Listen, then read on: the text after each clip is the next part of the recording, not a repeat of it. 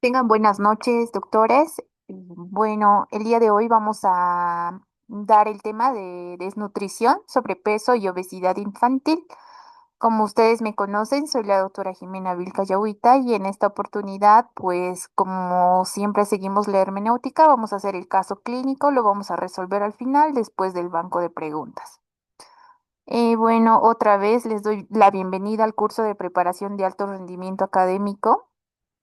Y pues ya estamos muy cerca del examen. Espero que podamos disipar todas sus dudas en esta clase. Sin mayor preámbulo, voy a dar inicio a la clase del día de hoy. Por favor, ¿me puede alguien escribir al chat si realmente se escucha?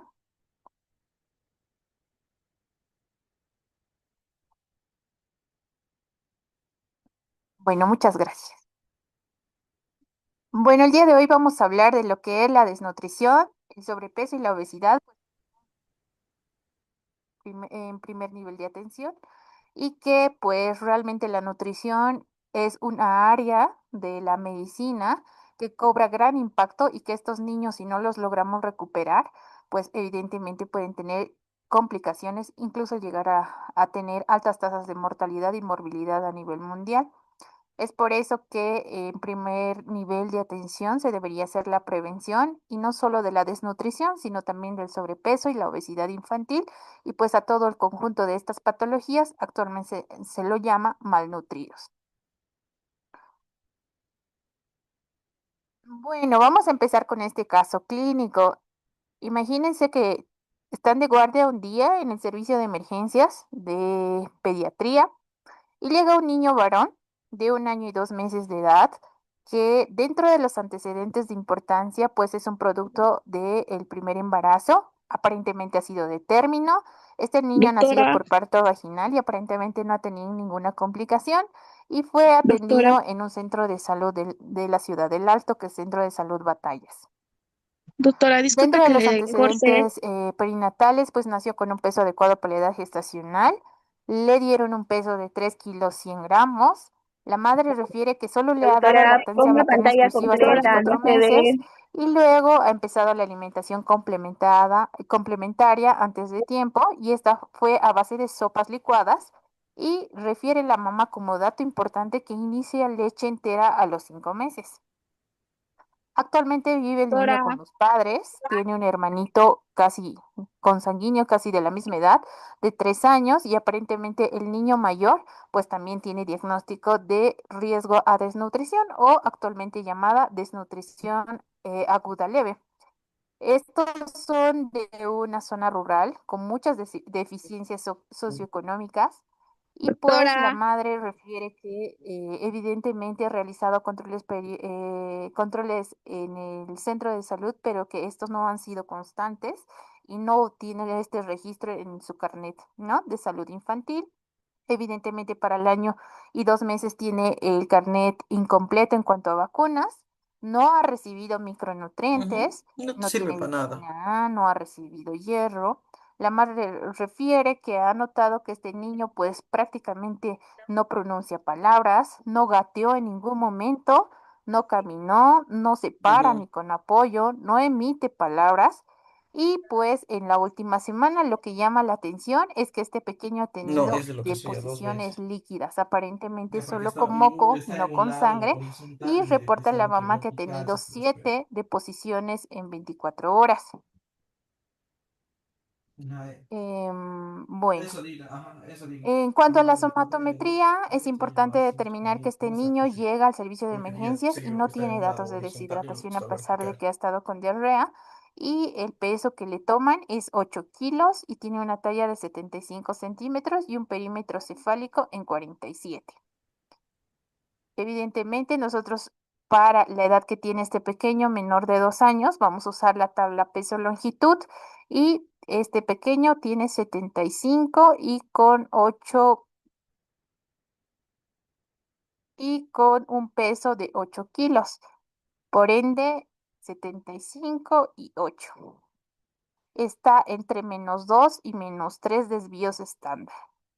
Vamos a la talla, es un niño de 1 año y 2 meses, es de sexo masculino. Vamos a usar la tabla de talla para la edad y estamos en 1 año y 2 meses y este pequeño pesa 75. Por ende, está entre 0 y -2. Bueno, este paciente, pues, a pesar de estar enflaquecido, ¿no? Vamos a ver la imagen y es un paciente demasiado enflaquecido. No se evidencian datos de edema, ¿no? Está apático, hay momentos que está irritable, ¿no? La grasa subcutánea, como pueden evidenciar, va a estar disminuida. Se ve una emaciación evidente. Normalmente cuando nosotros lo carga la mamá, tiene dolor muscular. Se puede evidenciar que estas costillas evidentemente sí van a estar muy marcadas, va a tener un tórax en quilla y va a parecer un niño que tuviera raquitismo. En cuanto a la piel, pues vamos a notar que este niño tiene una piel, una palidez mucocutánea generalizada, tiene una piel descamativa, puede tener una dermatosis asociada en extremidades. En cuero cabelludo y uñas se puede evidenciar la alopecia, ¿no? Muy evidente, puede tener algunas heridas. Las uñas pueden tener coiloniquia, ¿no? Los labios están agrietados, ¿no? Hay una queilitis, puede haber lesiones en paladar duro, en encías, puede haber gingivitis, puede haber sangrado. Los pacientes pueden tener múltiples caries dentales, disminución del esmalte, la lengua va a estar seca, saurral, va a estar pálida. En cuanto a los ojitos, vamos a evidenciar lo que son las úlceras corneales, sobre todo por deficiencia de vitamina A. Puede haber manchas de Bitot. Este paciente puede tener asociado la diarrea. Los ruidos gastrointestinales van a estar incrementados.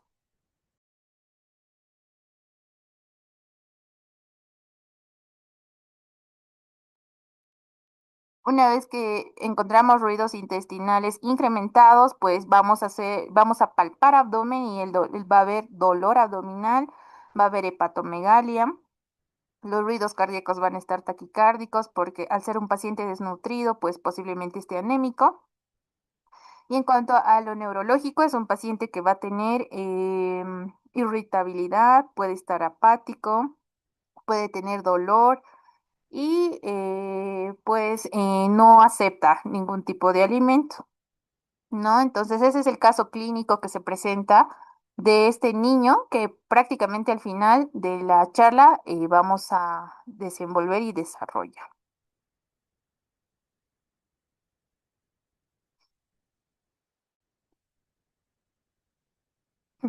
Bueno, entonces vamos a empezar. ¿Qué es la desnutrición aguda?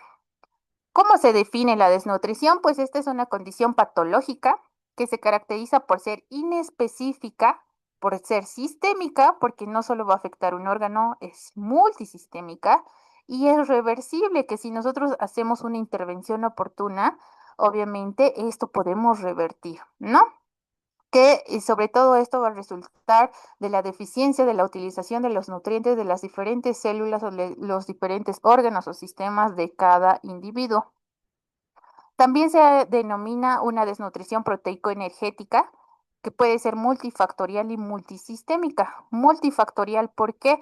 Porque puede haber una desnutrición aguda primaria, porque el niño no come, o puede ser secundaria, porque realmente estos niños tienen alguna patología de base que hace que no se alimenten, y si se alimentan, pues estos nutrientes no son bien distribuidos en todo el organismo. Entonces, también se sabe que existe una disminución drástica aguda y también puede ser crónica de la disponibilidad de estos nutrientes, ya sea por una ingesta insuficiente, por una inadecuada absorción de los órganos, sobre todo gastrointestinal, y un exceso de pérdidas cuando estos niños están en un estado hipercatabólico, ¿no? ¿Cuáles son las principales manifestaciones? Va a haber una deficiencia antropométrica, que quiere decir voy a tener disminución de peso, voy a tener disminución de talla, disminución de perímetro cefálico para la edad del niño en el que nos encontramos y pueden haber signos y síntomas clínicos que pueden estar asociados. Como habíamos mencionado, pueden tener alopecia, pueden tener el signo de la bandera, puede haber el tórax en quilla, puede haber hipotonía, hipotrofia muscular, arcos de movimiento disminuidos, el desarrollo global retrasado. Estos niños pueden estar con alteración del estado neurológico, pueden tener visceromegalias, pueden tener edemas, dependiendo a lo que nos vamos a enfocar. Y al mismo tiempo, estos niños pueden tener alteraciones en los exámenes de laboratorio, como alteraciones bioquímicas, como ser las transaminasas, la albúmina, la proteína, pueden tener alteraciones hematológicas, como por ejemplo estos niños pueden estar tan inmunodeprimidos que podemos tener leucopenias marcadas, podemos tener anemias severas y inmunológicamente también son niños deprimidos. Es por eso que se los debe tratar de forma inmediata, progresiva y según la etapa en la que nos vamos a encontrar. Como el libro lo menciona, ¿cuál es la etiología? Pues la etiología en realidad puede ser primaria, puede ser secundaria o mixta. Cuando hablamos de primaria, obviamente es exógena la causa, que quiere decir que los niños no comen y la ingesta de alimentos obviamente es insuficiente. Pero cuando hablamos de una causa secundaria es cuando el cuerpo, a pesar de que estos niños se alimentan, el cuerpo no lo utiliza lo consumido y se interrumpe en el proceso de absorción, sobre todo aquellos niños que tienen alguna patología secundaria, como por ejemplo niños con cardiopatías congénitas complejas, obviamente siempre van a estar desnutridos. ¿Por qué? Porque están en un proceso de hipercatabolismo y su patología de base hace que estos niños tengan desnutrición. Pacientes con parálisis cerebral infantil, con parecias, también pacientes que tienen algún síndrome añadido, niños con fisura alveolo-palatina, que tienen alguna dificultad en la cavidad oral, niños que tienen problemas gastrointestinales, que han sido sometidos a múltiples intervenciones quirúrgicas, pueden cursar, niños que han estado en la terapia intensiva por tiempos prolongados y solo han recibido nutrición parenteral, obviamente su estado hace que esté en hipercatabolismo y que estén sometidos a varias noxas y estos niños pues llegan a desnutrirse. Cuando hablamos de una desnutrición aguda mixta, en realidad es cuando tenemos la asociación de los dos, tenemos un niño con alguna patología de base, pero al mismo tiempo que el niño no tiene, no tiene el hábito de una alimentación integral adecuada, ya que sus papás, a pesar de tener esta patología de base, los papás pues tienen un factor socioeconómico muy importante, entonces estas pueden ser clasificadas como mixtas.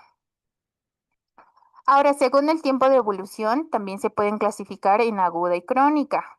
Cuando hablamos de aguda, la aguda es sobre todo cuando va a afectar prácticamente el peso y cuando hablamos crónica, cuando estos niños a un inicio, pues su afección solo ha sido el peso, pero con el pasar de los años también se ve esta afección a nivel de la talla, va a haber una repercusión a nivel de la talla. Entonces, agudo siempre es peso y crónico es talla. Eso también es pregunta de examen.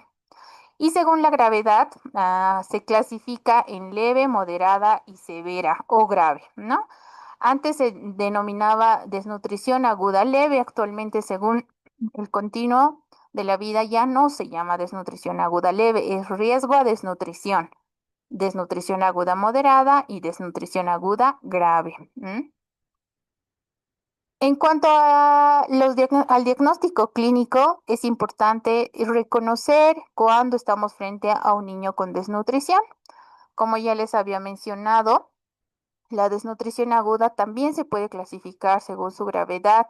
Lo más grave es saber identificar a estos niños de forma oportuna y no cuando lleguen en estado grave.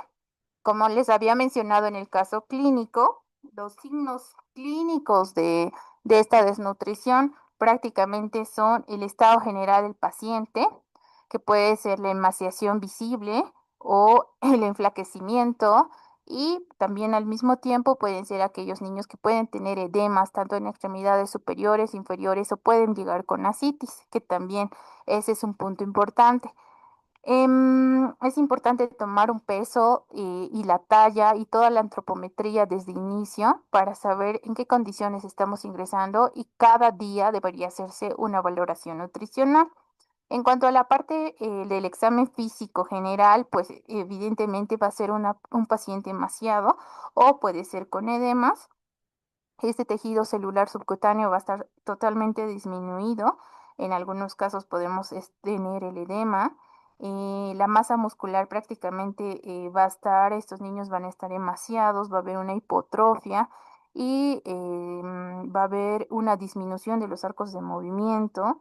Los niños van a tener protuberancias parietales bien importantes, también la frontal se va a ver importante, el tórax que lo va a tener en quilla, así como de pajarito. Va a haber los rebordes costales van a estar totalmente visibles y el niño va a parecer que tuviera raquitismo, sobre todo pueden tener alteraciones óseas por deficiencia de la vitamina D. Y estos niños pues obviamente van a tener dolor o pueden tener fracturas múltiples, ¿no?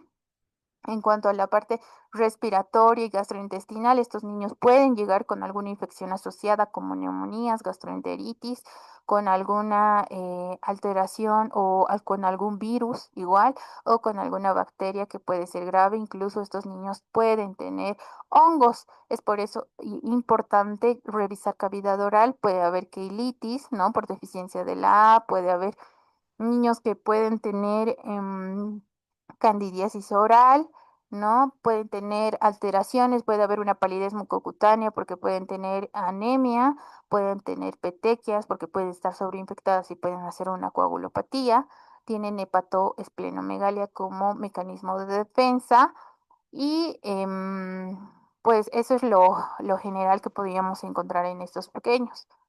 En cuanto a la desnutrición aguda grave, nosotros podemos dividir en la niños emaciados y niño edematoso. El niño emaciado es el niño enflaquecido y el edematoso anteriormente llamada huashorco.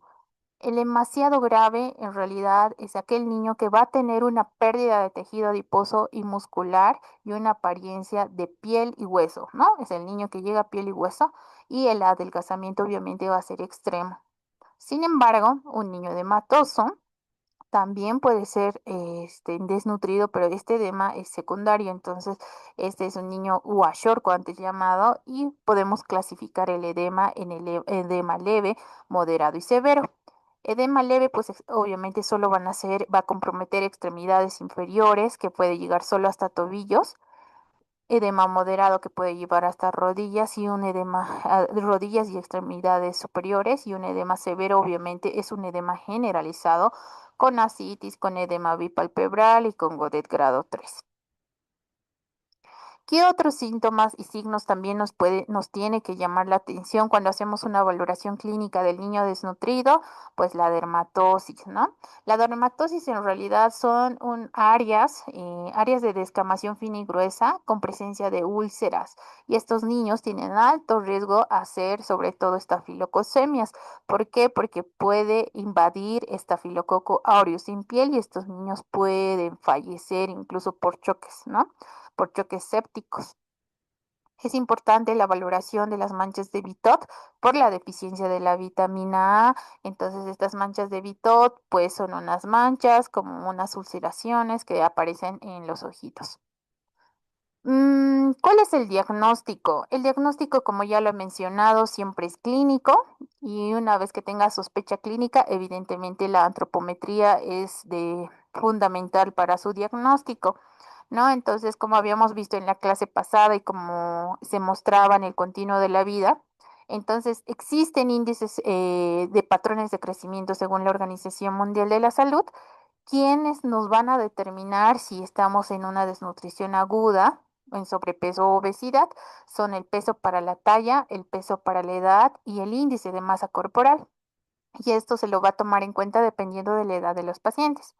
Peso para la talla podemos usarlo de los niños de 2 meses hasta los 5, peso para la edad de los menores a 2 meses y el índice de masa corporal obviamente lo vamos a usar en todos los niños mayores de 5 años. ¿Qué otros estándares o parámetros también nos sirve para una valoración nutricional? Es el perímetro braquial y también el pliegue cutáneo, ¿no? ¿Cuáles son los criterios diagnóstico de peso y talla? ¿No? Para que yo sepa a lo que voy a, voy a valorar a mi paciente, ¿no? Entonces, según las gráficas que les había mencionado ya la semana pasada, ¿no? Eh, un niño que no tiene desnutrición, obviamente es un niño sano y es un niño eutrófico. Para ser eutrófico tiene que estar en menos uno a más uno, ¿no? Entonces, a ver si tengo por aquí una tablita. Aquí está. Entonces, estas son las tablas que nosotros usamos y están recomendadas por la Organización Mundial de la Salud y es el peso para la longitud desde el nacimiento hasta los 2 años y tanto para niñas y para niños. Entonces, cuando tengo un valor de más uno a menos uno, queda todo dentro de estas curvas, tanto la naranjada y la verde, por debajo o por encima de acá, ¿no? Entre estas dos. Todo esto se cataloga como niño eutrófico o sano, ¿listo? Cuando hablamos de una desnutrición leve o actualmente llamada riesgo de desnutrición, es cuando mis desvíos estándar van a estar entre menos uno y menos 2. ¿Eso qué quiere decir? Si tengo entre menos uno a menos 2 es riesgo de desnutrición. Si tengo entre menos 2 a menos 3 tengo desnutrición aguda moderada. Y si tengo menor a menos 3 todo aquí abajo, evidentemente estoy frente a un niño que tiene una desnutrición aguda grave. Nuevamente, cuando uso las tablas de peso para longitud o peso para la talla, tengo que ver las tablas de la Organización Mundial de la Salud y aquí debo aprender a hacer la valoración de desnutrición. Niño eutrófico es de más uno a menos uno. Niño con riesgo de desnutrición o antes llamada desnutrición aguda leve es de menos uno a menos 2. Desnutrición aguda moderada de menos 2 a menos 3 y menor a menos 3 es desnutrición aguda grave. Vamos para arriba. De más uno a más 2 desvíos estándar son niños con sobrepeso. De más 2 a más 3 son niños con riesgo de obesidad y con más 3 son niños con obesidad, ¿vale? Entonces, todo lo que les he mencionado evidentemente está en estos criterios de diagnóstico.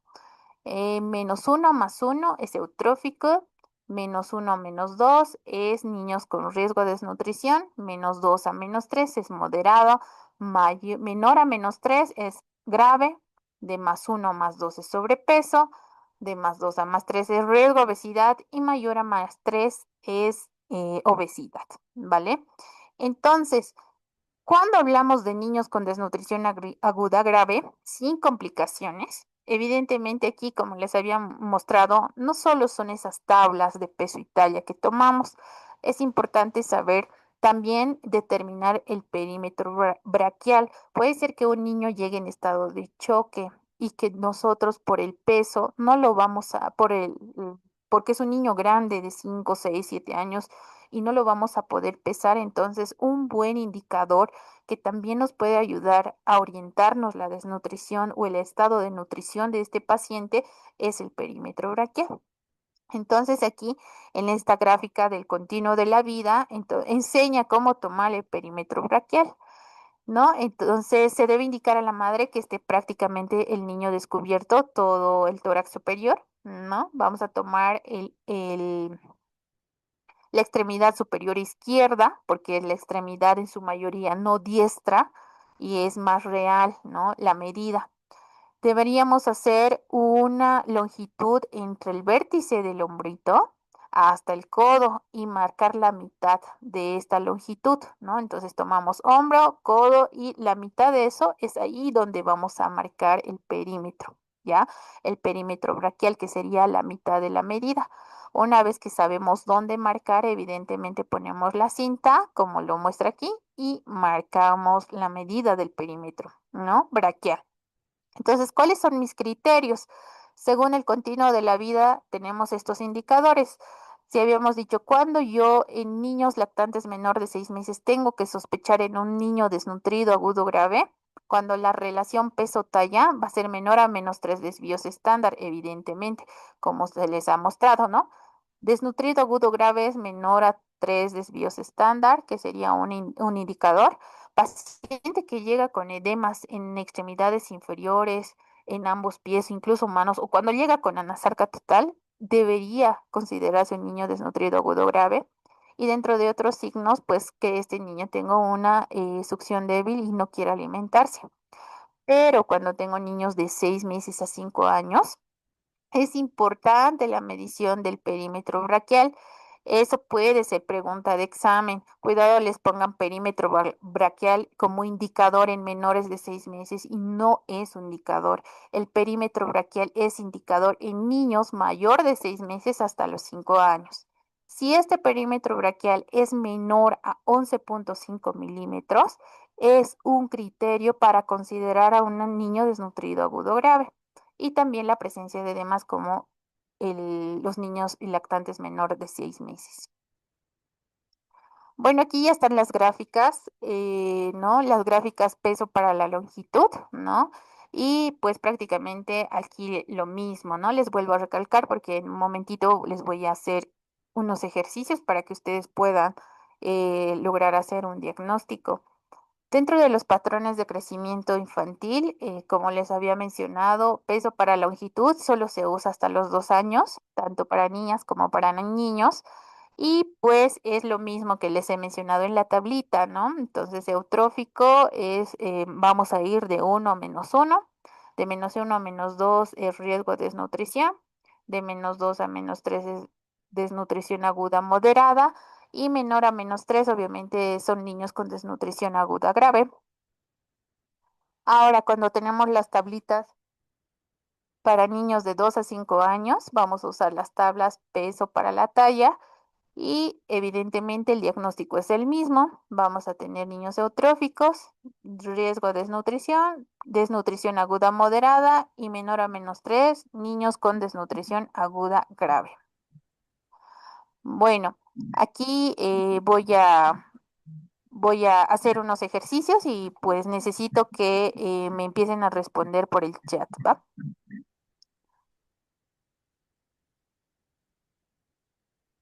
Ay, ya no los escucho. Ok, muy bien. Entonces, tengo un niño, ¿no? De una niña de sexo femenino de 3 años de edad, con un peso de 11 kilos 500 y una talla de 82 centímetros. ¿Cuál es el diagnóstico nutricional de esta niña? Ahí les pongo la gráfica y aquí les pongo la edad. Tiene 11 kilos 500, casi de 11 aquí. Y tiene una talla de 82, 80, 81, 82.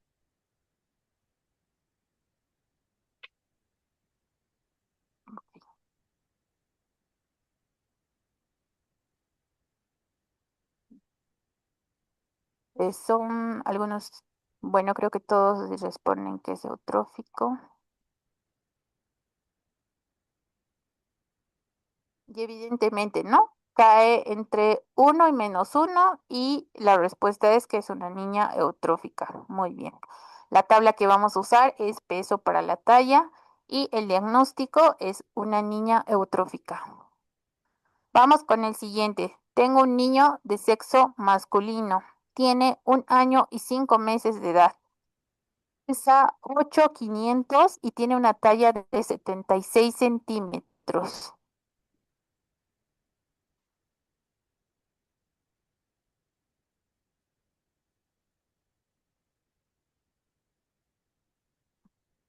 Espero sus respuestas.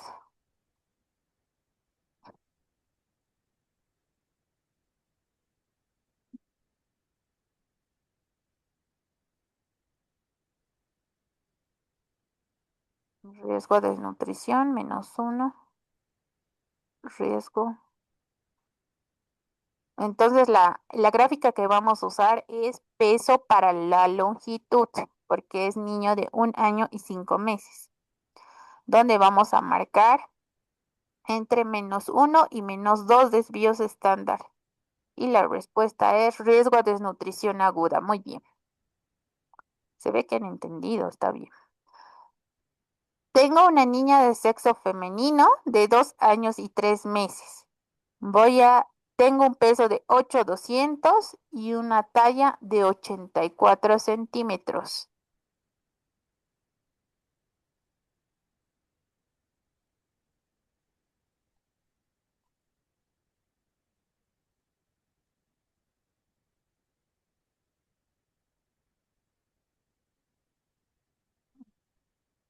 Hay uno que dice -3, hay otro que dice -2, -2, -2. Desnutrición moderada, está entre moderada y grave, ¿no? Sale menor a -3 desvíos estándar. ¿Cuál sería el diagnóstico?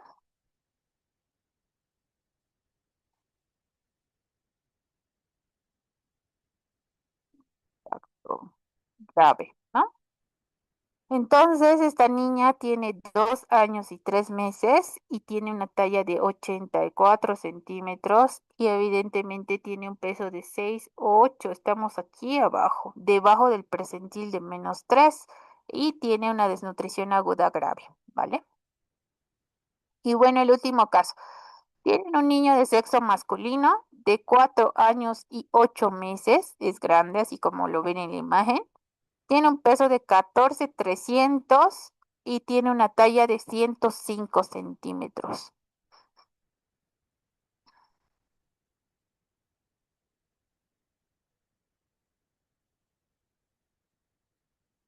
Grave, grave, grave.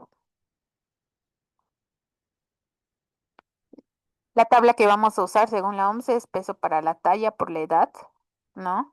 Y este se encuentra entre -2 y -3 desvíos estándar. Por tanto, ¿qué diagnóstico tendría? Moderado, muy bien, ¿no? Es un niño con desnutrición aguda moderada. Bueno, ya pasando un poquito de lo que han hecho la valoración, es importante también saber qué exámenes complementarios les vamos a pedir a estos pequeños, ¿no?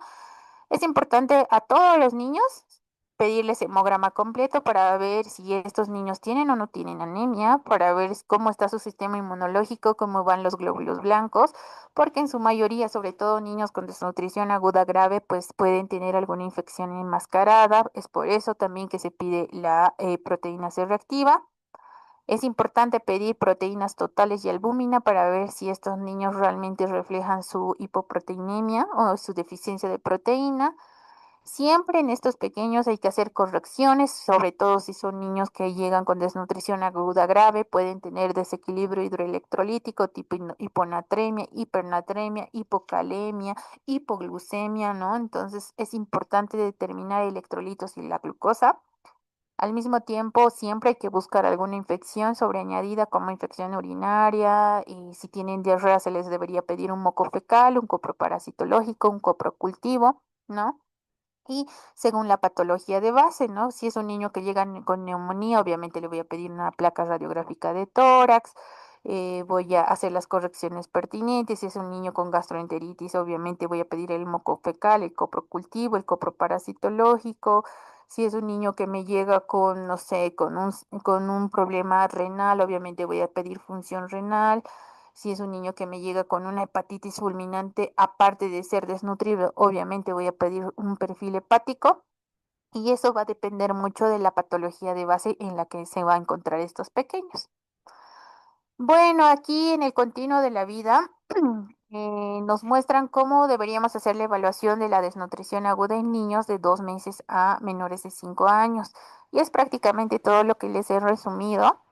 Es importante valorar la clínica de estos pacientes, ver si este paciente está demasiado visible o si es un paciente edematoso, ¿no? Si tiene una emaciación visible, si está enflaquecido, el edema está en las extremidades o es un edema generalizado. Es importante siempre hacer la somatometría o la antropometría, como ustedes quieran llamarlo, graficar en las curvas según la edad y según el sexo. Es importante tomar el perímetro braquial, ¿no? Que ya se les ha mencionado que debe ser la distancia entre el hombro y el codo y en la parte media. Y obviamente Esto es fidedigno en niños mayores de 6 meses. Dentro de otras pruebas también nombran la prueba del apetito y las lesiones de piel que están asociadas, como la queilitis, la dermatosis que se había mencionado previamente. Todos estos niños con desnutrición aguda grave o moderada pueden tener una complicación de base, como la neumonía, niños con diarrea, con datos de deshidratación, niños que tengan deposiciones con sangre por alguna enteroparasitosis o con alguna infección, salmonela, shigella, yo qué sé. Diarreas persistentes, niños que tienen deposiciones líquidas más de 14 días, niños que tienen alguna parasitosis como malaria o niños incluso que no tienen el esquema de vacuna completa, si pueden estar cursando con una erupción, como el sarampión, la rubiola y demás, ¿no? Entonces, todo lo que se ve en naranjado, evidentemente son los niños que tienen desnutrición aguda grave. Aquí muestra la desnutrición aguda grave complicada y la aguda moderada y complicada. Tanto la grave como la moderada son, es así como un eslabón de riesgo, ¿ya? Todos estos niños, si tienen emaciación visible, edemas, ¿no? Edemas, sus percentilas van por debajo de la curva de -3, o niños que tienen desnutrición aguda moderada, que la curva va entre -2 y -3, pero que al mismo tiempo están sobreinfectados o tienen alguna patología de riesgo, son niños que deberíamos manejarlos con mucho cuidado y referirlos a un centro de mayor complejidad. Niños con neumonía, diarrea, disentería, no nos los podemos quedar en un primer nivel de atención y más si están complicados, ¿ok? En estos niños, evidentemente, pues sí se debería dar la vitamina A como suplemento. Estos niños que vienen infectados, debo iniciar de inmediato cobertura antibiótica y la gol estándar es obviamente ceftriaxona, lo que tienen todos los centros de primer nivel. Deberíamos referirlo en las mejores condiciones a un servicio de emergencias de tercer nivel y pues deberíamos hacer el manejo multidisciplinario, ¿no? Cuando estamos frente a un niño con desnutrición aguda moderada, lo mismo. Deberíamos dar de inmediato la vitamina A dependiendo de la edad del niño. Deberíamos ver su clasificación por antropometría, ver algún factor de riesgo adicional y estos niños igual deben ser manejados en un hospital de tercer nivel o de mayor complejidad por el riesgo a complicaciones que podrían tener. Pero si yo tengo un desnutrido agudo grave sin complicaciones, yo puedo manejarlo en primer nivel o en un centro de rehabilitación nutricional. Sobre todo cuando yo ya he clasificado a estos niños que tienen la relación peso-talla menor a -3 desvíos estándar, que no tiene edemas en las extremidades, que su perímetro braquial está por encima de 11,5, que yo le he empezado a dar el ATLU, que es el alimento terapéutico listo para el uso, y el niño lo está empezando a tolerar bien, que no tenga hipotermia, que no luzca, que no tenga alteración del sistema nervioso central, que esté alerta, ¿no? Que no tenga ninguna lesión de piel, que esté sobreagregada o que me pueda enmascarar una estafilocosemia o que no tenga ninguna otra complicación médica, obviamente yo lo puedo tratar en primer nivel. Entonces, en estos niños, obviamente, los niños que ya comen, que son mayor de 6 meses y ya se ha iniciado la alimentación complementaria, bueno, el continuo pues sugiere dar el alimento terapéutico listo para el uso, que es una barra energética, y con eso podemos hacer la prueba de tolerancia oral. En niños menores de 6 meses se debe priorizar la lactancia materna, ¿no? O en caso extremo que no tenga mamás, sea un niño que ha sido encontrado en la calle o mamás con VIH, obviamente tenemos que dar algún sucedáneo. En niños mayores de 6 meses, evidentemente el ATLU o esta barra energética reemplaza, ¿no? La fórmula 100 que se debería dar en una institución ya más grande. Dar vitamina A si no ha recibido antes de los 6 meses. Deberíamos hacer un control de peso y talla diario, hacer la gráfica y ver cómo podemos mejorar. Se debe hacer una estimulación lúdica con estos niños para reincorporarlos prácticamente a la vida normal lo más antes posible y por ende necesita rehabilitación. Deberíamos dar las orientaciones a los padres, las capacitaciones correspondientes, deberíamos hacer controles cada 7 días, ¿no? En nuestro centro de salud para ver cómo va todas las medidas que se le ha indicado y prácticamente, pues si estos niños no mejoran en su control a los 7 días, deberían ser referidos a una unidad de tratamiento de niños desnutridos. En cuanto al manejo de niños desnutridos, es moderado sin complicación, que es de -2 a -3 desvíos estándar. Estos niños igual deberían tener una valoración multidisciplinaria. En estos niños se debería priorizar igual la vitamina A, deberíamos citarlos cada 7 días, ver que no tenga ninguna patología de base, que no pueda complicarse, deberíamos desparasitarlos si ya son niños mayores de 1 año y obviamente darles el seguimiento oportuno para evitar complicaciones. Ahora, si tengo niños, ¿no? Que evidentemente no tienen ningún grado de desnutrición, no es pues que los voy a dejar. Obviamente les tengo que dar todas las recomendaciones necesarias nutricionales para la edad que tienen y evidentemente igual se debería dar su vitamina A, su mebendazol, su hierro. Actualmente, según las políticas de salud, deberían darle NutriBebé sus chispitas nutricionales que cubre el hierro, 60 chispitas nutricionales para evitar la anemia. Y evidentemente dentro de este protocolo forma parte la educación o la salud oral, ¿no? Porque pues es un foco de infección para las infecciones cardíacas. Los controles que deberían ser mensuales o trimestrales, dependiendo de la edad de estos pequeños. Y pues obviamente siempre, siempre la capacitación a los padres.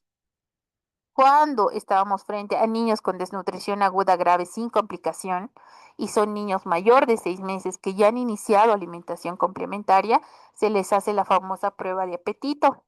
¿Para qué sirve? ¿No? Esta prueba sobre todo es para ver la condición en la que se encuentra tu niño.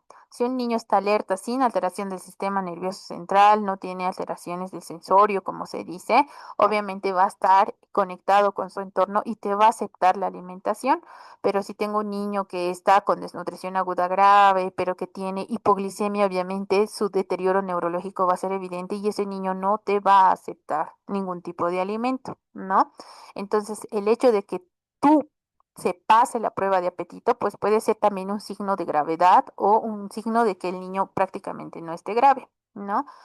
El hecho de que el paciente te rechace este ATLO, ¿no? Este alimento terapéutico listo para el uso, que es una barrita energética que suple la fórmula 100, entonces prácticamente este niño pues no estaríamos asociando ningún trastorno metabólico o ninguna enfermedad infecciosa. ¿En qué consiste? Que obviamente llevemos a un niño a un ambiente tranquilo, ¿no? A un ambiente separado de otros niños, que esté prácticamente con gente que esté de confianza, como el cuidador o los padres, ¿no? El propósito es que esta prueba de apetito pues se lleve a cabo de forma satisfactoria para que nosotros lo podamos tratar en nuestro centro, siempre lavado de manos con agua y jabón, que es importante, ¿no? Y que el niño se sienta cómodo y con la confianza de comer este alimento nutritivo, ¿no? Y se le debe dar una prueba que no debe exceder de los 60 minutos, que eso también puede ser pregunta de examen, ¿ya? Es importante no forzar a estos niños a este alimento y también se les debería administrar juntamente con un vasito de agua limpia o hervida para que, pues, a veces esto tiene, imagínense una barra de maní con mucho dulce, es algo parecido, ¿vale? Entonces a veces es muy empalagoso para estos niños y necesitan tomarse un agua, ¿no? Después de su ingesta. Em, ¿Cuánto deberíamos dar, no? Entonces, igual el continuo de la vida actualmente, las nuevas guías han puesto esta tablita para ver cuánto aproximadamente le tengo que dar, porque a veces los niños no se van a terminar 1 o 2 sobres, ¿no? Entonces hay, según el peso, el aproximado de la barra que debería ingerir, ¿no? Por ejemplo, si tengo un niño menor de 4 kilos, pues no le puedo obligar a comerse toda la barra. Puedo sugerirle comer entre un octavo a un cuarto de la barrita. Si tengo de 4 a 7 kilos, ya un cuarto o un tercio de la barra. De 10 a 14 puedo incrementar a mitad de la barra. Si mi paciente pesa más de 30 kilos, obviamente tendría que terminarme la barra, ¿no? Porque tampoco vamos a lograr y cubrir el aporte calórico que necesita. ¿Cuáles son las recomendaciones generales de este ATLU? ¿No? Que es lo que les dije. Es un medicamento para tratar la desnutrición aguda grave y moderada. ¿No? Eso quiero que quede bien claro. Es para grave y moderada, no es para riesgo de desnutrición ni leve, ¿ya? Pero siempre y cuando estos niños no tengan complicaciones, porque si tienen complicaciones es signo de alarma y se deberían transferir a una institución de mayor complejidad. El ATLU siempre equivale a una fórmula especial, como es la fórmula 100, ¿no? Viene en un paquete, en un sobre, como lo ven aquí. No necesita ninguna preparación adicional, es directo para su uso. No necesita refrigerar, ¿no? No, tampoco debería estar expuesto al sol, ¿no? Las personas, todo el personal de salud, pues debería enseñar a los padres cómo administrar. Y pues cuando estos niños reciban, evidentemente deberían recibir un vaso de agua. Dentro de los otros suplementos que deberíamos administrar a estos pequeños está la vitamina A, porque hemos visto que evidentemente todos los niños en cuanto al examen físico llegan por deficiencia de vitamina A. Entonces, todos los niños con desnutrición aguda, grave y moderada, pacientes que tengan diarrea persistente y niños con sospecha de sarampión, tienen que recibir sus perlitas de vitamina A, ¿no? Entonces, ¿cuál es la dosis? De niños de 2 meses a 6 meses, tienen que recibir 50 unidades internacionales. De 6 meses a 12, 100 unidades internacionales y de 12 a 5, 200 unidades internacionales. Y esto también es pregunta de examen, ¿ya? Según la edad. Dentro de otros suplementos también está las chispitas nutricionales o el hierro, ¿no?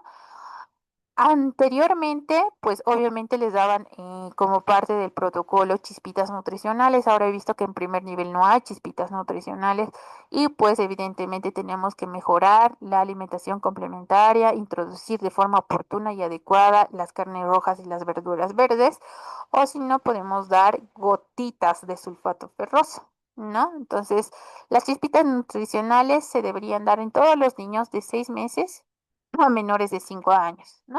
Igual, lo recomendable de estas chispitas, evidentemente, es dar 60 sobres, ¿no? De 6 meses a menor de 12, o sea, de un año, 60 sobres, cuando ya cumple un año hasta los 2 años, otros 60, y pues evidentemente mm, cada etapa se debería dar 60 sobres para evitar la anemia, ¿no?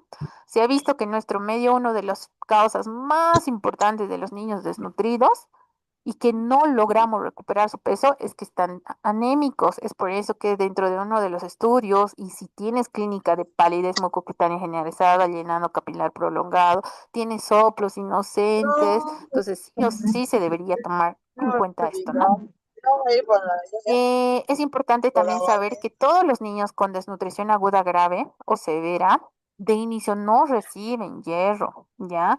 ¿Por qué? Porque el hierro es un alimento para las bacterias y podemos formar cultivos de bacterias y empeorar, ¿no? Empeorar el estado inmunológico de este paciente y someterlos a mayor riesgo para infecciones, ¿no? Sobre todo intrahospitalarias. Es por eso que cuando mi paciente esté inestable y tiene desnutrición aguda grave, yo debo esperar a que este paciente se estabilice para iniciarle sulfato ferroso. Es importante también explicar a los padres que el sulfato ferroso puede cambiar el color de las heces y la consistencia. Muchos niños que empiezan chispitas nutricionales o sulfato ferroso empiezan a tener deposiciones oscuras y no significa que tengan melenas o sangrados gastrointestinales. Es evidentemente el medicamento. Y hay niños que pueden lograr constiparse. Entonces es importante la dieta, ¿no? La dieta con fibra. Como se había dicho, todas las chispitas nutricionales, pues evidentemente se dan 60 sobres. Dentro de otros suplementos como micronutrientes está el zinc, ¿no? Que es un suplemento terapéutico que está indicado en desnutrición aguda moderada y diarreas, sobre todo diarreas persistentes o disentería. Se ha visto que esto mejora el estado inmunológico y también se debería dar según dosis, ¿no? Nosotros para talla baja, por ejemplo, damos 10 miligramos kilogramo por un tiempo de 2 meses hasta ver su control. Y para niños con neumonías o niños con diarrea, pues evidentemente subimos la dosis a 20 miligramos kilogramo. Y eso se le podría dar por 14 días o a 21 días, dependiendo la patología de base.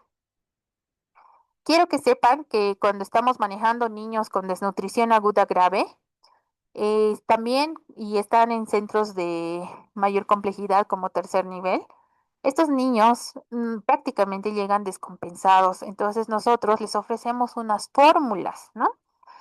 Las fórmulas pueden ser la fórmula 75, que es una fórmula de estabilización, ¿ya? ¿Qué quiere decir fórmula 75? Que le da 75 kilocalorías a mi paciente y la fórmula 100 le da 100 calorías peso, ¿no? Entonces, la fórmula 75, y eso también he visto que se pregunta de examen, es la fórmula de inicio, es para estabilizar a mi paciente, pero en una fase de transición, obviamente ya tengo que cambiar a fórmula 100 y en una fase de rehabilitación también tengo que continuar con mi fórmula 100, ¿vale?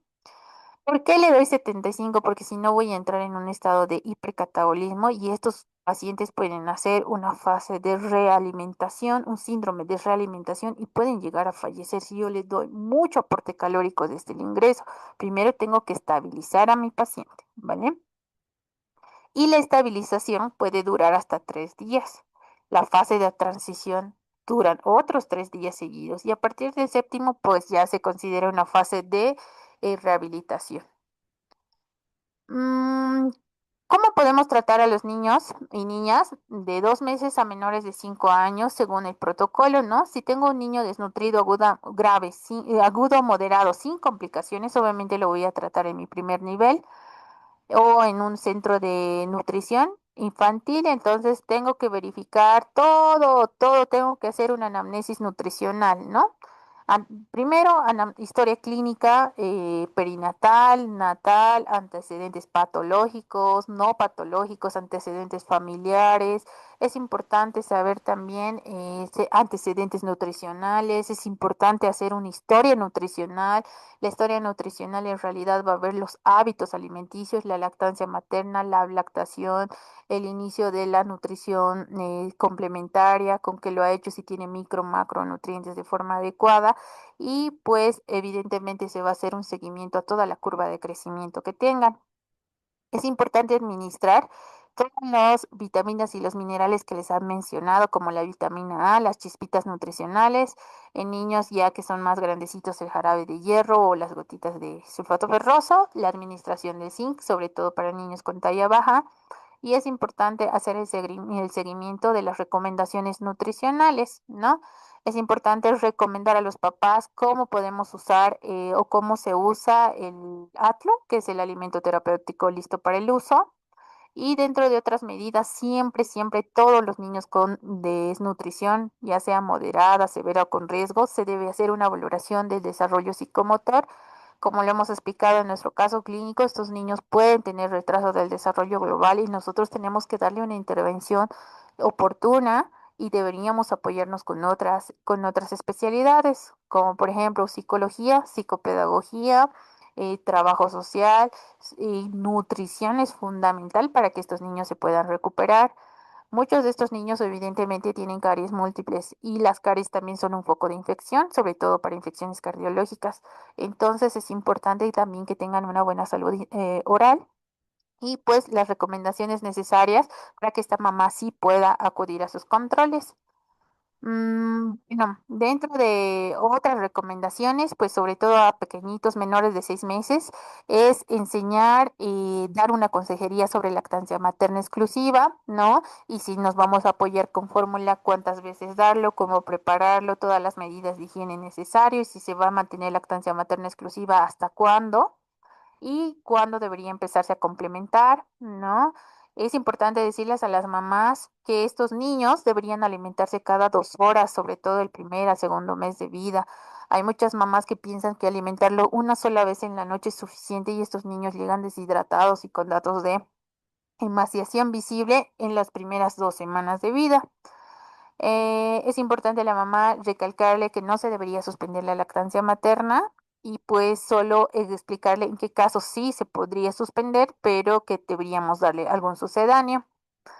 Es importante también recalcar cuánto y cómo deberíamos usar el ATLU, ¿no? Y cómo se debería usar en el hogar por lo menos 2 semanas.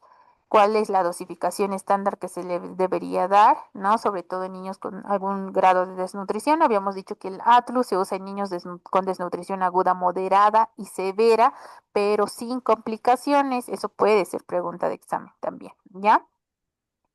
Es importante que todos estos niños con desnutrición aguda, ¿no? Ya sea riesgo, moderado, severo, vengan a la consulta cada 7 días. Si es que no se quieren internar, cada 7 días se debería hacer un control, ¿ya? Entonces, y las recomendaciones necesarias para usar el ATLU también es importante. Y pues nada más.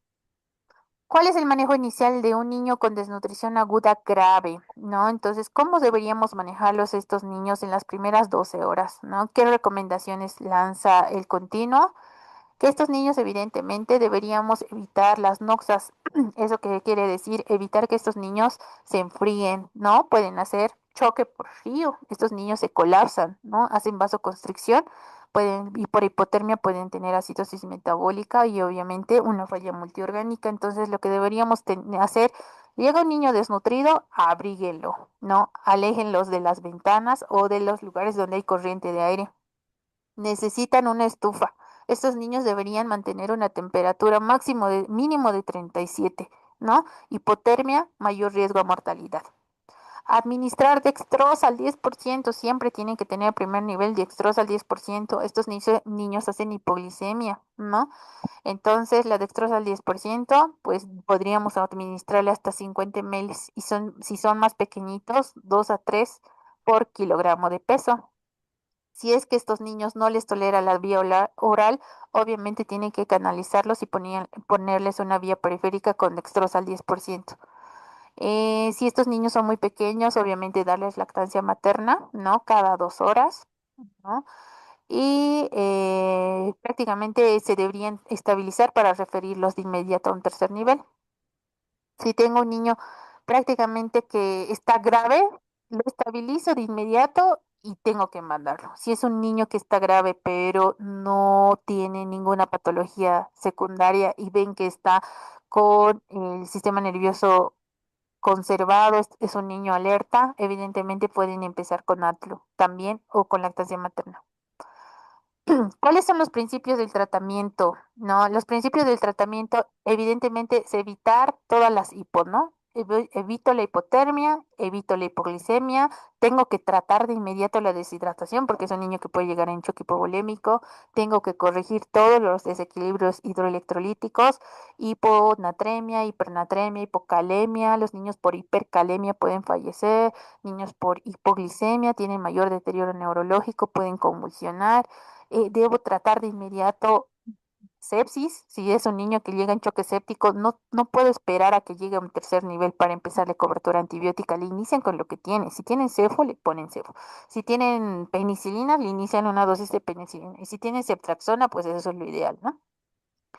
Hay que tratar la infección de inmediato, hay que iniciar de forma precoz la alimentación, lactancia materna, algún sucedáneo, dextrosa al 10% si el niño está alerta y si es un niño que está totalmente deprimido, pónganme una vía y envíenlo a tercer nivel, ¿no? Y siempre hay que identificar algún problema de base, que tal si es un pequeño que está con insuficiencia renal, obviamente le van a ayudar mucho, también poniendo diurético. Si es un niño que tiene falla, no sé, tiene alguna neumonía, pues evidentemente llévenlo con oxígeno. Si está con una anemia severa, con palidez, llévenlo con oxígeno. Entonces, todas las medidas oportunas que necesite el niño para restablecerse. Bueno, eso ha sido todo en cuanto a desnutrición. Ahora vamos a hablar un poquito de la obesidad y el sobrepeso, ¿ya? ¿Qué es el sobrepeso? En realidad es la acumulación anormal y excesiva de grasa que puede ser perjudicial para la salud porque estos niños que no se controlan, ¿no? Y que están expuestos a mayor tiempo en las pantallas, que comen comida chatarra y no hacen un seguimiento oportuno, evidentemente pueden terminar en obesidad, ¿no? Tanto el sobrepeso y la obesidad se ha visto que forman parte de la malnutrición, ¿no? Antes solo se consideraba la desnutrición como lo más grave que podíamos tener, pero actualmente en los centros de salud ya no tenemos niños desnutridos, tenemos niños con sobrepeso, tenemos niños con obesidad Y pues la obesidad es un trastorno metabólico que puede conducir a una excesiva acumulación de grasa y por índice de masa corporal, obviamente, las tablas graficando esto va a estar mayor a 3 desvíos estándar y pueden hacer un trastorno metabólico importante, ¿no? Entonces, tanto la obesidad como el sobrepeso puede ser exógena. ¿Eso qué quiere decir? Que estos niños se alimentan con pura comida chatarra a destiempo y pues evidentemente tienen una malnutrición y puede ser endógena porque pueden tener alguna patología de base que les condicione a obesidad, como el hipotiroidismo, ¿no? Existen otros síndromes somáticos dismórficos, varios, no tan frecuentes en nuestro medio, pero que pueden también estar asociados a obesidad o sobrepeso, como el síndrome de Prader-Willi, de Vázquez, la Orange-Monville, ligado a una alteración genética como el cromosoma X, un pseudo hipoparatiroidismo o algún síndrome de Conen. Algunas patologías endocrinológicas como el hipopituitarismo, niños con hipotiroidismo, que es lo más frecuente, niños con síndrome de Cushing que reciben evidentemente corticoides exógenos por alguna patología inmunológica, eh, algún síndrome asociado con Steven Leventhal y Mauric, que es casi no es tan frecuente en nuestro medio, y lesión a nivel del sistema nervioso central, porque pueden ser niños que pueden tener algún tumor en hipófisis y hacen los famosos diabetes insípida, ¿no? Niños posinfección pueden tener sobre todo meningitis que luego desencadenan, ¿no? Evidentemente estos trastornos metabólicos. La obesidad y el sobrepeso, pues existen muchos factores. Dentro de estos factores, pues hay factores psicosociales, niños, ¿no? El nivel social es importante, el cultural y el económico, sobre todo en países en vías de desarrollo, se evidencia estos niños con obesidad. En cuanto al factor metabólico, hijos de madre con diabetes gestacional también, hijos de madres obesas, sobre todo los hijos de madre diabética van a ser aquellos niños que van a nacer macrosómicos. Los niños restringidos, retraso del crecimiento a ambos extremos son también, ¿no? Complicaciones a largo plazo de obesidad. Las causas ambientales, que estos pequeños pues ya no se dedican a hacer actividad física, tienen disminución en el tiempo de su actividad, mayor apego a los videojuegos, a la computadora. Son aquellos niños que prácticamente se quedan en casa porque los papás están trabajando y pues los abuelitos los consienten, comen comida chatarra y están expuestos a pantallas más de 20 horas al día. El factor genético es importante. Si los papás, tanto mamá, papá, abuelos, han tenido obesidad, obviamente estos niños tienen un hábito de comer en cantidad, a destiempo, y la parte genética también juega un rol importante, sobre todo en pacientes que tienen diabetes o hipertensión. El factor nutricional, pues los horarios de comida que son desordenados, que tienen que ir a clases y pues evidentemente comen en la calle, ayunos prolongados, que hayan tenido lactación materna pues antes de tiempo y que haya un bajo consumo de alimentos nutritivos como son los vegetales, las verduras, fibra y proteínas, ¿no? Entonces, cuando estoy frente a un niño con obesidad o sobrepeso, yo debo hacer un diagnóstico siempre haciendo una anamnesis igual que los niños desnutridos. A primera vista, ¿no? Al examen físico, obviamente hay que ver las características fenotípicas de estos niños, la distribución de la adiposidad. Es importante medir la presión arterial porque pueden hacer un trastorno metabólico, síndrome metabólico. Es importante valorar la ginecomastia, las estrías que puedan tener en la piel y sobre todo el geno valgo, ¿no? Que pueden tener en extremidades, ¿no? Que puede condicionar alguna alteración, pie plano, también que son complicaciones de estos niños que tienen obesidad. Es importante saber la historia del embarazo, si la mamá ha tenido diabetes gestacional, pues puede ser un factor de riesgo, antecedentes familiares, padres que puedan tener diabetes, hipertensión. Es importante saber la historia nutricional, ¿no? La dieta que llevan, es importante saber el perfil de desarrollo que tienen estos niños y si estos niños reciben alguna medicación. Pueden ser niños con lupus o con alguna patología que puedan recibir corticoides por tiempos prolongados, niños que han tenido algún accidente o alguna enfermedad de base que puede condicionar a su patología actual, ¿no? Entonces, es importante que nosotros sepamos determinar el índice de masa corporal y saber definir qué es obesidad y qué es sobrepeso. Sobrepeso, como se había dicho, es entre +1 y +2, riesgo obesidad es +2 y +3, y obesidad prácticamente es mayor a 3 desvíos estándar. ¿Qué estudios les deberíamos pedir a estos pequeños? Normalmente hacen hiperinsulinismo, estos niños son los que hacen diabetes, entonces siempre les deberíamos pedir una glicemia capilar o una glicemia central en ayuno, ¿no? Es importante pedirles el perfil lipídico porque estos niños evidentemente pueden tener colesterol, triglicéridos muy altos y se debería hacer tratamiento oportuno. LDL, HDL, es importante también ver la función hepática, se debería hacer una ecografía hepática para ver si tiene hígado graso. Es importante hacerles un perfil tiroideo en caso de sospechar de un niños hipotiroideos, porque si evidentemente no les hacemos un tratamiento oportuno, van a seguir incrementando de peso. Dentro de los estudios de imagen, es importante que nosotros les hagamos una edad ósea, porque muchos de estos niños pueden tener asociado la talla baja o un retraso en el crecimiento, ¿no? Y la radiografía del carpo que pues evidentemente me ayudan a valorar la edad ósea. Dentro de las complicaciones, tenemos complicaciones psicosociales, son estos niños que van a estar aislados, van a sufrir de bullying, ¿no? Entonces van a tener problemas en los estudios, es por eso importante que se debería hacer una valoración o una intervención psicológica.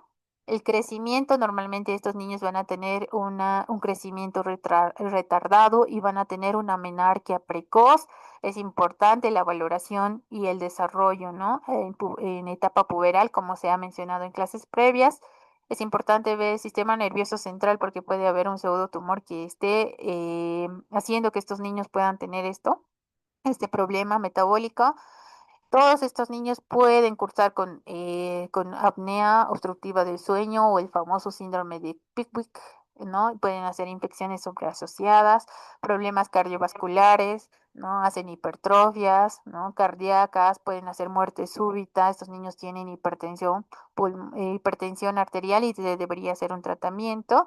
Dentro de los problemas osteoarticulares, evidentemente, pues puede haber por el mismo peso que soportan, puede haber una lesión o una destrucción de la cabeza femoral o la enfermedad de Bloom y también pueden hacer pie plano o pueden tener genovalgo, ¿no? Problemas osteoarticulares por el peso. Pueden tener problemas de azúcar, problemas de insulina, hacen diabetes tipo 2, hipertrigliceridemia, pueden hacer gota por incremento del ácido úrico y estos pacientes evidentemente pueden hacer una estatosis hepática y en las niñas pueden hacer la enfermedad de ovario poliquístico también, ¿no? Entonces, ¿cuáles son las medidas? ¿No? En todo paciente con obesidad y sobrepeso, el tratamiento es multidisciplinario, ¿no? No es solo de una persona. No significa que este paciente es obeso y él solito se va a ir a tratar. No. Es multidisciplinario. Tengo que tener el psicólogo, tengo que tener el trabajador social, tengo que tener el médico, la nutricionista o el nutricionista, el nutriólogo, la enfermera, todos los capacitadores, incluidos los padres y los familiares del paciente para su rehabilitación, ¿no? ¿Cuáles son los tres pilares fundamentales del tratamiento? La alimentación, ¿no? Tratamiento debe ser individualizado, ¿no? Mayor actividad física. Es importante determinar el tiempo de la actividad, el tipo de actividad. Hay que dividir en etapas. Obviamente no va a empezar de un día para otro con el ejercicio forzado. Deberíamos ver la frecuencia, cuánto tiempo va a ser, cuántas veces a la semana y la intensidad del ejercicio, porque también puede llegarse a lastimar, ¿no? Es importante el refuerzo de la conducta que se debe tener con estos pacientes. Psicología debe trabajar mucho en el autoestima. Hay que brindarle la confianza necesaria como para que estos pacientes no abandonen la terapia. No solo hay que hacer un apoyo psicológico al paciente, sino también es familiar. Muchas veces los hábitos alimenticios vienen errados ya desde familia y lograr mejorar, ¿no? También se puede hacer juegos inclusivos para mejorar estos hábitos. En cuanto a la alimentación, pues hay que promover comidas nutritivas, mayor cantidad de frutas, mayor cantidad de verduras, hay que determinar el tamaño de cada alimento que vaya a consumir estos pequeños, disminuir la cantidad de grasas, ¿no? Es mejor dar mayor cantidad de aporte proteico, hay que reemplazar algunos alimentos, si toma leche, dar lácteos descremados, hay que disminuir la ingesta de sal y azúcar. Hay que evitar, obviamente, los alimentos procesados, ultraprocesados, como son las papas fritas, los chisitos y todo lo que venga ultraprocesado. Deberíamos disminuir la cantidad de gaseosas o prácticamente eliminarlas y promover a la ingesta del agua y pues la actividad física que es importante.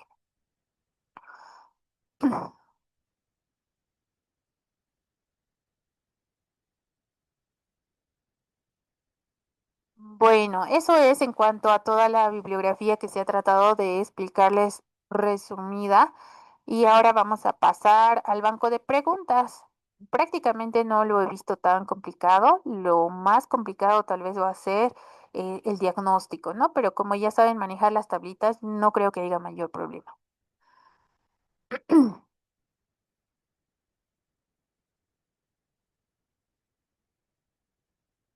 Listo, entonces vamos a empezar con el banco de preguntas para ya no cansarlos más. La pregunta número uno dice, ¿cuál es el principal indicador antropométrico para, para diagnosticar desnutrición aguda en menor de 5 años? Talla para la edad, peso para la talla, perímetro cefálico, edad ósea o índice de masa corporal.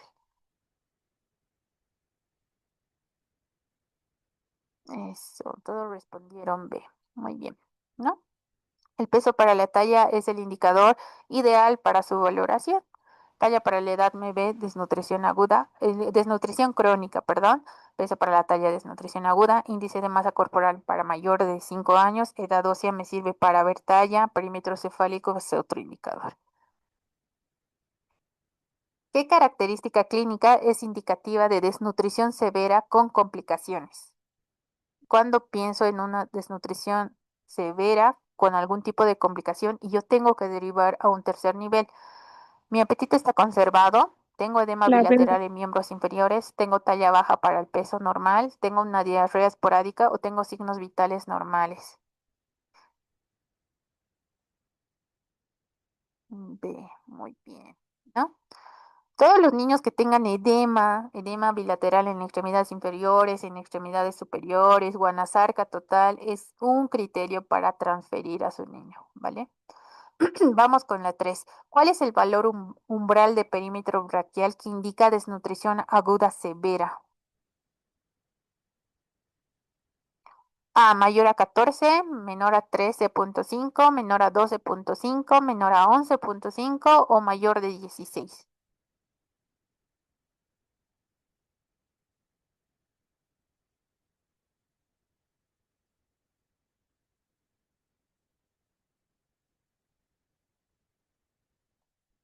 Exacto, muy bien.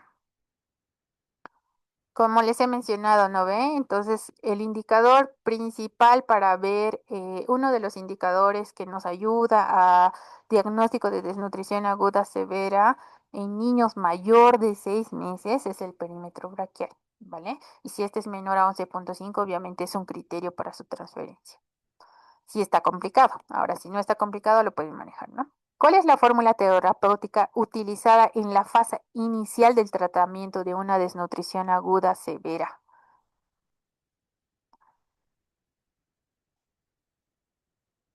Eso, muy bien, ¿no? Muy bien, la mayoría respondió. Fase de estabilización siempre va a ser fórmula 75 y tu estabilización puede durar hasta 3 días, ¿no? En una fase de transición ya usas fórmula 100 y en una fase de rehabilitación también ya usas fase 100, una fórmula 100, perdón. ¿Qué parámetro antropométrico permite identificar el retraso de crecimiento crónico? Peso para la edad, talla para la edad, perímetro cefálico, perímetro torácico o peso para la talla.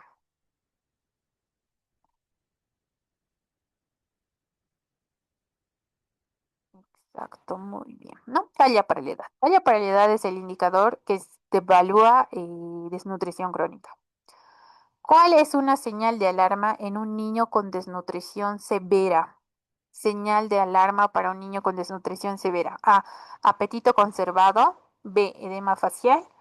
C. Humor estable. D. Sueño normal. O E. Actividad normal.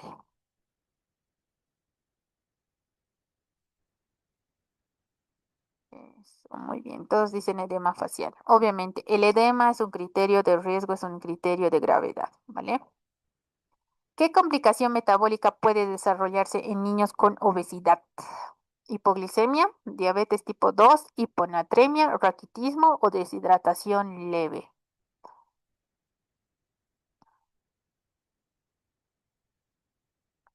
Ok, todos dicen B y evidentemente, ¿no?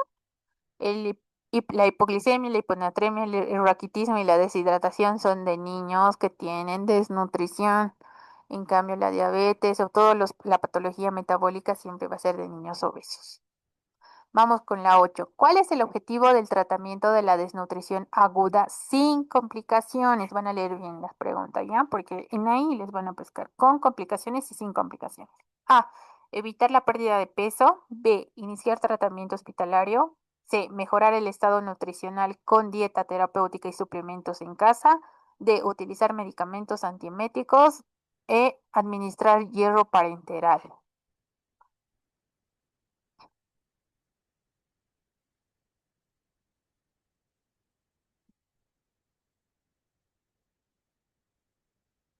Ok, muy bien, todos dicen C, ¿no? Obviamente, porque estoy hablando de un niño desnutrido con desnutrición aguda, pero sin complicaciones. Obviamente yo lo puedo recuperar en la casa, ¿no? Con la dieta terapéutica, que puede ser el Atul si fuera desnutrido agudo, moderado o severo. Pero si es un desnutrido o un riesgo de desnutrición, incrementar el aporte oral, mejorar hábitos y con eso mejora, ¿no? Y darle toda la suplementación. En la 9, ¿cuál es un signo de alarma en un niño con sobrepeso u obesidad?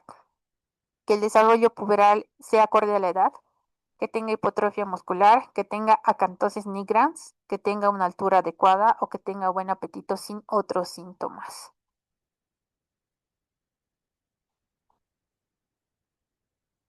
Exacto, ¿no? La acantosis nigrans es unas líneas, ¿no? Oscuras que se van a presentar en región cervical o en el cuello y eso nos sugiere que los datos de azúcar están muy altos en sangre y eso es sugestivo a diabetes.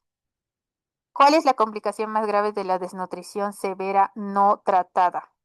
Retraso escolar, infecciones respiratorias leves, muerte por falla multiorgánica, alergias alimentarias o disminución de apetito transitorio.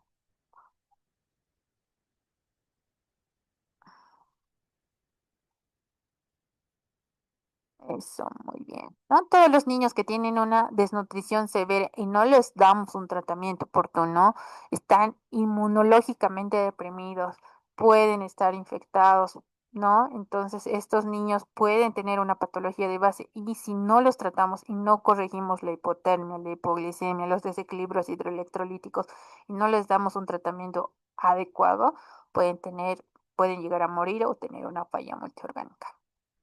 ¿Cuál es el objetivo principal del manejo comunitario de la desnutrición aguda sin complicaciones? Suplementación intravenosa, reducción rápida del peso, promover ganancia de peso progresivo y sostenido, tratamiento farmacológico o aislar al niño.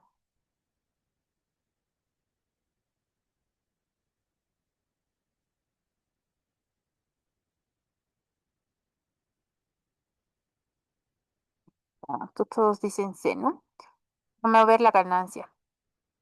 Recién digo, con desnutrido agudo sin complicaciones, pues obviamente voy a tratarlo en primer nivel o en un centro de nutrición y lo que tengo que hacer son controles cada 7 días según el continuo y en cada control, evidentemente, después de haber dado toda la suplementación necesaria y haber mejorado los hábitos alimenticios, haberle dado el alimento, ¿no? Terapéutico listo para su uso, entonces lo que tengo que hacer es que este niño empiece a subir de forma progresiva y sostenida, porque si me detengo hay que ver cuál es la causa o que si este paciente está infectado o que si no se está siguiendo de forma adecuada y debería internarse, ¿no? Pero si la curva es ascendente, es progresiva y es sostenida, pues estamos en lo correcto. ¿Qué estrategia educativa es esencial en la prevención de la obesidad? y eso les he mencionado. Reforzar el consumo de fórmulas energéticas, aconsejar ayunos en la adolescencia, promover el consumo de alimentos naturales y actividad física, evitar consumo de frutas por su azúcar, recomendar dietas hipocalóricas desde el nacimiento.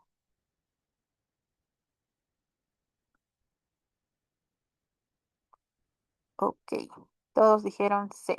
Evidentemente, ¿no? Dentro de las estrategias habíamos dicho que mejorar hábitos alimenticios y mayor actividad física, ¿no? Bueno, esas han sido las preguntas del banqueo. Como verán, es un tema sencillo, ya solo el diagnóstico y tal vez qué es lo que van a hacer dependiendo de la valoración nutricional que vayan a emitir en cada paciente, porque en cada paciente es individualizado. Vale, entonces vamos a resolver el caso clínico. Como les había mencionado, este es un niño lactante mayor, ¿no? Porque tiene más de un año, tiene un año y 2 meses. Dentro de los antecedentes patológicos que podrían orientarnos un poco, pues nada, ¿no? La mamá dice que es un niño de término, que ha nacido por parto vaginal, que no ha tenido complicaciones y que pesaba 300, que es adecuado. Lo único malo ha empezado desde que ha empezado a lactar, porque la mamá le ha dado lactancia exclusiva solo hasta los 4 meses, ¿no? Y luego le ha empezado alimentación complementaria que no sabemos con qué, solo con sopas, ¿no? Y la sopa prácticamente no tiene nutrientes. Y de paso le ha dado leche entera, ha causado una disbiosis intestinal y seguramente que este niño estaba entre que se estreñía y hacía diarreas. Dentro de esto, dentro de algo también que la mamá seguramente seguía dando de lactar al otro niño, puede ser algo así, porque tiene 3 años, ¿no? Un periodo intergenésico cortito, y que este niño también tenía desnutrición, entonces tenían un componente socioeconómico importante, ¿no? La mamá no tenía los controles necesarios, por ende este niño llega sin vitamina A, sin hierro, entonces tiene todas las deficiencias necesarias que se había mencionado y que este niño de paso tenía una diarrea o no, una gastroenteritis asociada y evidentemente si estaba desnutrido estaba con una infección. Entonces el día que llega con un peso de 8 kilos y una talla de 75. Entonces en esta tabla evidentemente está entre -2 y -3 y talla para la edad, pues evidentemente está eutrófico, ¿no? Entonces, dentro de los exámenes de laboratorio que se toman para la edad que tiene, 9 gramos de cilitro de hemoglobina, es un niño que ha estado con palidez generalizada, seguramente ha estado taquicárdico porque tiene anemia. Tiene blancos con tendencia a la leucopenia, 4.500. Entonces inmunológicamente este niño está deficiente, pero es a predominio segmentado, puede ser que esté infectado. Tiene una PCR reactiva, ¿no? Su proceso, su patología de base, que es la desnutrición sobreañadida a una infección, obviamente este niño se está consumiendo. Tiene una hipoglicemia, para el año y 2 meses, pues debería ser como mínimo 60, tiene hipoglicemia. Los electrolitos, sodio 134, estamos al límite inferior. El potasio está normal, el cloro está normal. Tiene albúmina y proteínas totales disminuidas y el moco fecal evidentemente tiene mayor polimorfo nuclear, por lo que hace que este niño esté infectado. Entonces, ¿cuáles son las medidas que nosotros tomaríamos? Las medidas terapéuticas, ¿no? Es un niño que tiene, ¿no? Es un niño que tiene una desnutrición aguda. Es un niño que está con complicaciones, evidentemente, ¿no? Está infectado. Entonces, todo niño con desnutrición aguda, moderada o severa que tenga datos de complicación como diarreas, disentería, neumonía, meningitis, endocarditis, debería ser transferido a un tercer nivel, ¿no? Entonces, para llevarlo en las mejores condiciones, obviamente lo caliento al pequeño, evito la hipotermia, le pongo dextrosa, si está lúcido así como se ve y no tiene alteración del sistema nervioso central o no está con somnolencia o no está convulsionando, evidentemente le debería dar dextrosita al 10% o ponerle una solución periférica. En este caso no le administro Atlu porque está con diarrea, ¿no? Está inestable este pequeño, ¿no? Entonces, debería iniciar cobertura antibiótica de inicio, ceftriaxona, como dice el protocolo, y evidentemente mandar a un tercer nivel, ¿no? Para que sea estabilizado. Una vez que hemos controlado la diarrea, evidentemente se podría iniciar con la fórmula 75, pero esta fórmula tendría que ser deslactosada y iniciar todo el protocolo para los niños con deshidratación. Deberíamos hacer controles seriados de glucosa y y una vez que estemos en la fase inestable, no les damos hierro, pero una vez que ya este niño haya pasado a la fase estable, evidentemente vamos a empezar a darle sulfato ferroso o las chispitas nutricionales, un sobre cada día. De ingreso se le debería dar la vitamina A, que por el pesito y por la edad, pues nos corresponde 100.000 unidades internacionales y también podríamos darle zinc, tanto para la desnutrición como para la diarrea, podríamos darle 20 miligramos bioral cada día y después del antibiótico, ¿no? Entonces, en realidad, ese es el caso y eso sería todo. No sé si tienen alguna pregunta.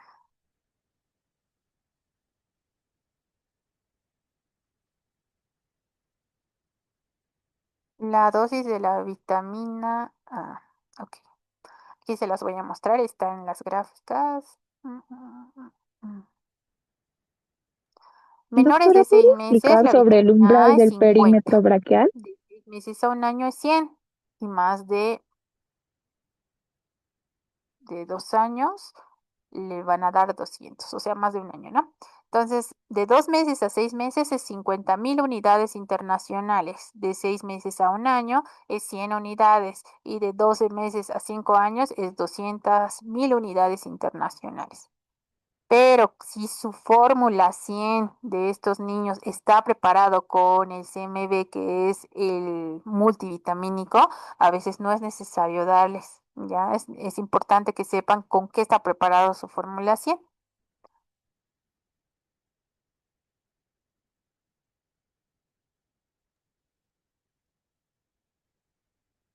La dosis de la ceftriaxona es depende del peso. Nosotros damos de 100 a 150 miligramos kilogramos, ¿no?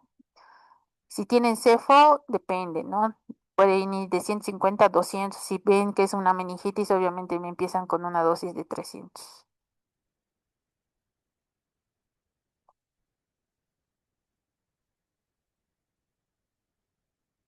La dosificación del hierro. La dosificación del hierro hay una dosis de prevención y hay una dosis de tratamiento. La dosis de prevención es 3 miligramos kilogramo peso y la dosis de tratamiento es 5 miligramos kilogramo peso. Eso se debería dar por un tiempo de un mes y deberías hacer un control, ¿no? De hemograma. Ahora, si tu hemoglobina está, si es un niño con datos de sepsis y tiene hemoglobina menor a 10, según el protocolo, y está en un tercer nivel, se debería transfundir, porque si tu paciente está con anemia no te va a recuperar ni la sepsis ni la desnutrición. Ahora, si es un niño que está estable, pero no tiene ninguna patología, ninguna comorbilidad, pues obviamente le da suplemento oral, ¿no? Nada más.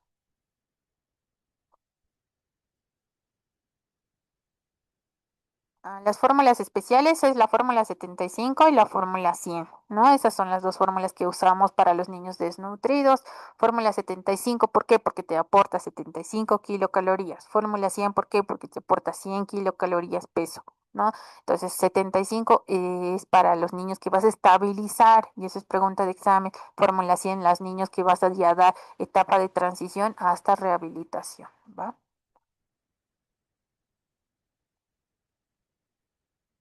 Bueno, creo que ya no tengo más preguntas, ya les he sacado de la duda. Doctora, Espero que haya ¿podría quedado repetir clara sobre sobre el todo la perímetro braquial, relación. por Pueden favor? volver a ver la grabación y pues si tienen alguna duda o alguna pregunta en cuanto a las gráficas, me lo hacen, ¿vale? Creo que no hay más preguntas y eso sería la clase de hoy. Bueno, nos vemos en la siguiente clase. Tengan buenas noches, que les vaya muy bien. Sigan estudiando, no dejan de estudiar.